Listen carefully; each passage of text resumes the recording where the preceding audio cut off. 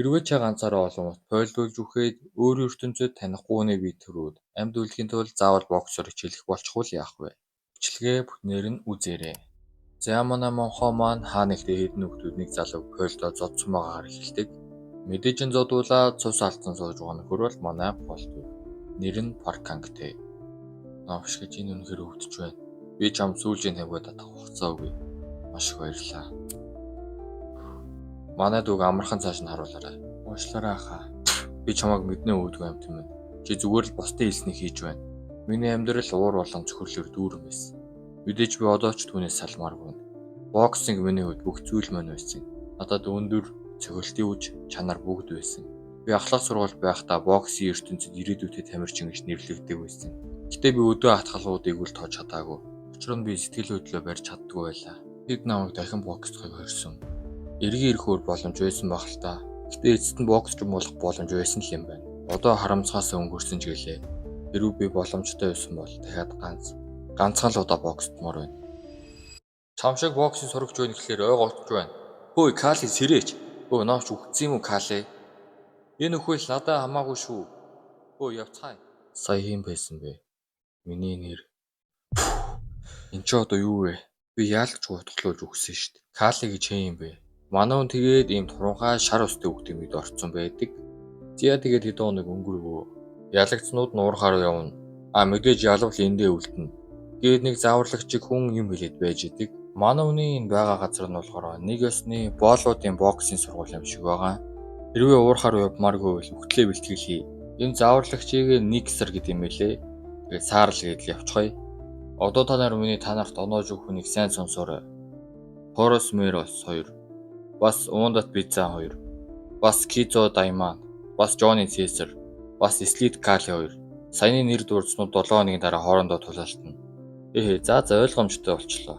Ахмад одоо биднийг үхэх гэж байгаа юм бах та. Ахмад сая сугууд болон сайнуудыг нь дуудчихлаа. Би түүнийг яах гэдгийг нь бараг л ойлгочих шиг боллоо. 21-р зуунд маш олон хүмүүс уурхаад уушигны өвчин болон ослоор нас урсан. Аюултай газар. Одоо тэгэхээр тэрнээс ч дор үж таараа. Яаж ч гэсэн уурхаар л явж болохгүй юм шүү. Тэгэл Кали надад чамаас энэ үдээс тусдаа асуух юм байна. Дагаад ив гэж багш нь хэлдэг.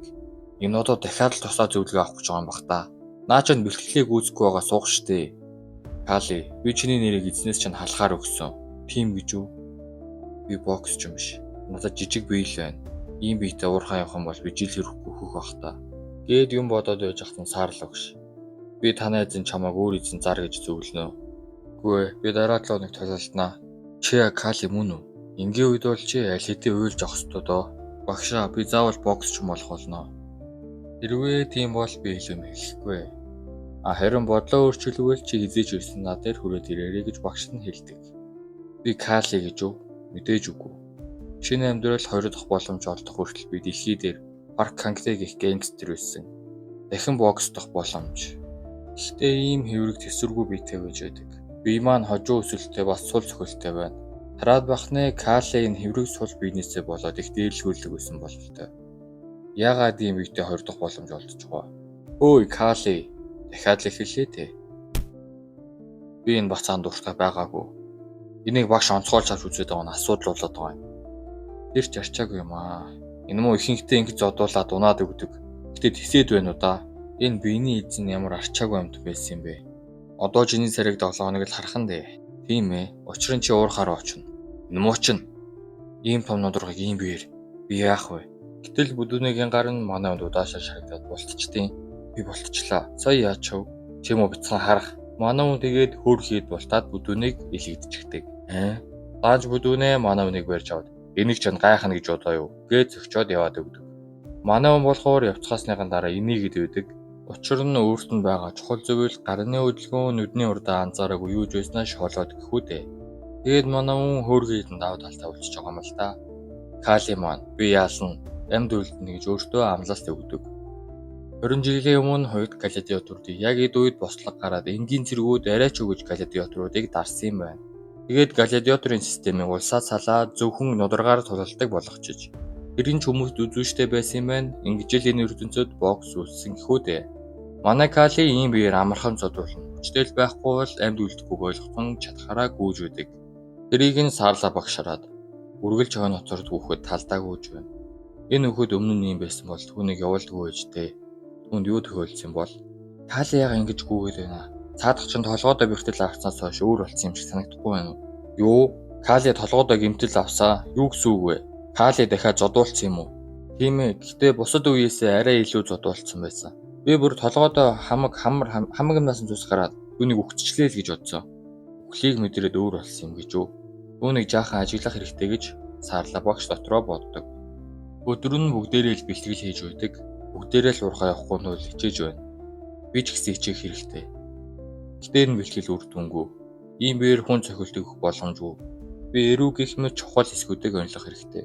Миний хийх ёстой зүйл бол тэднийг цохиж унгах. Тэгэхийн тулд эрүүг л төгс онилох хэрэгтэй. Кали, чи юу хийгээд байна?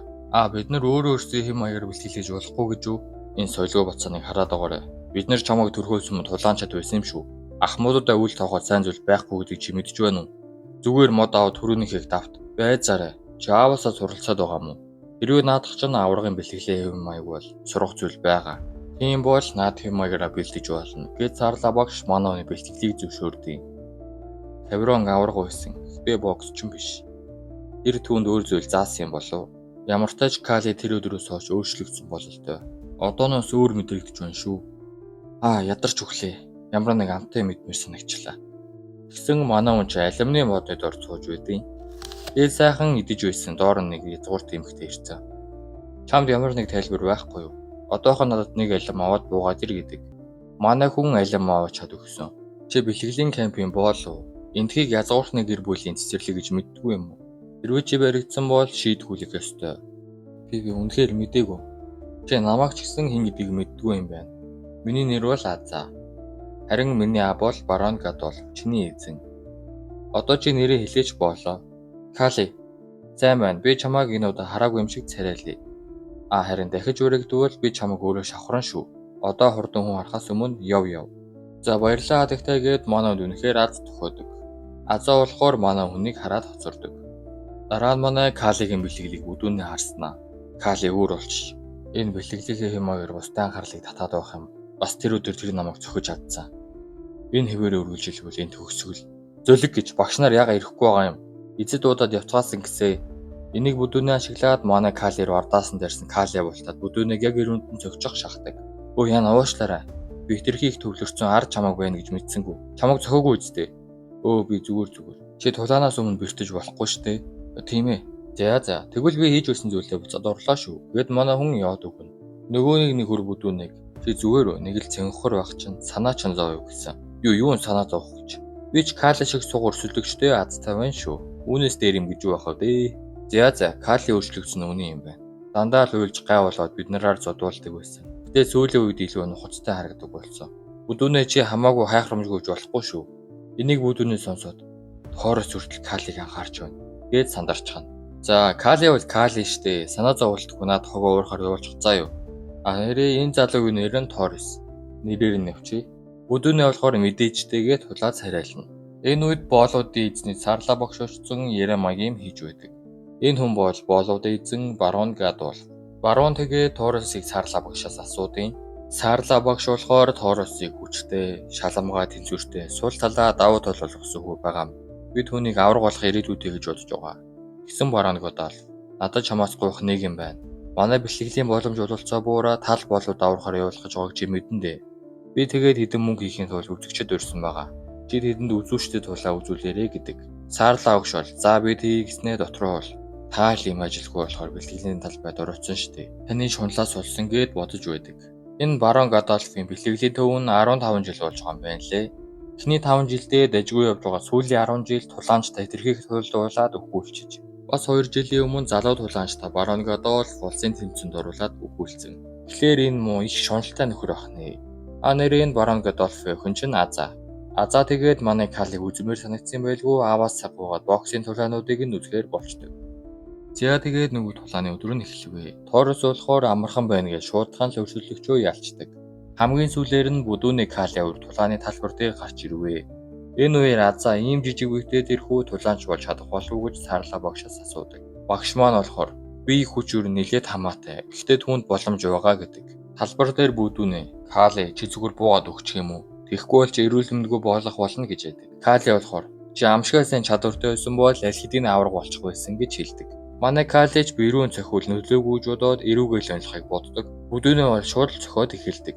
Калич тэрнээс нь бултаж гарнаа. Хүмүүс болохоор зүгтлээ хулчгаар аймхай гэж. Манай Кали түүнээс дахиад бултаад байсан. Гинэт бүдүүнээ манай үнийг барьж жагаад хавруулуун цогцдог.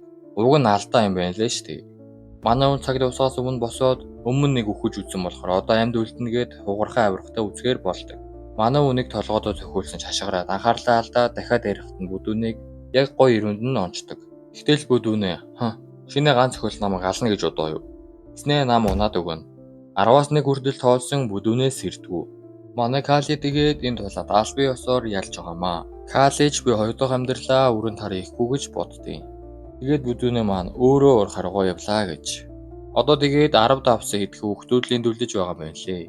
Үүний дараа азаа манай хоёрыг дуудснаас сарлаа багшийг түр гаргачихдаг. Тэгээд алим өгөөд Калиг ялсаар угаад мэрэгжлийн тамирчин болоорой гэдэг.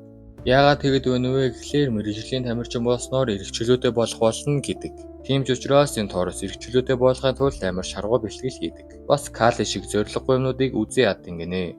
Гэтэ гинэ төр болоод бүдүүнийг ялцсан болохоор дэлхий дээр юу болгоёг тааш мэдчихгүйгээ сууж байсан нэг нөхөр хүрч ирсэн. Түүнд хичээл заа. Тэр муугаас болж бүдүүний явсан гээд байдаг. Харин тоороос надад хамаагүй гээд яваад өгнө. Тэр нөгөөг чинь дөнгөж идэрсэн Кали дээр хүрээд ирдэг. Кали ууг нь өөртөө нүцмээргүй байхад ногоо нам манай өнрөө дайраад өөрөө нам цохиулждаг. Кали ич дотроо та нар намайг азар ялсан гэж бодцоогоод байгаа юм. Та нар бол атархал гэж боддог. Ямар ч тач өнөөдрийн парти ингээд дуусгая. Би нэг Кали дэ чемпион гээд махог ихний 5 чаптерыг ярьлаа. Тэгэд ямар хуулсан байна та нарт таалагдаад бас копирайт авахгүй байвал би үргэлжлүүлнэ. Тэгээд лайк сабаа дараад намайг дэмжиж өгөөрэй. Yeah, I don't believe in destiny. I just do what's best for me. Don't listen to my enemies. They're just full of jealousy. Yeah.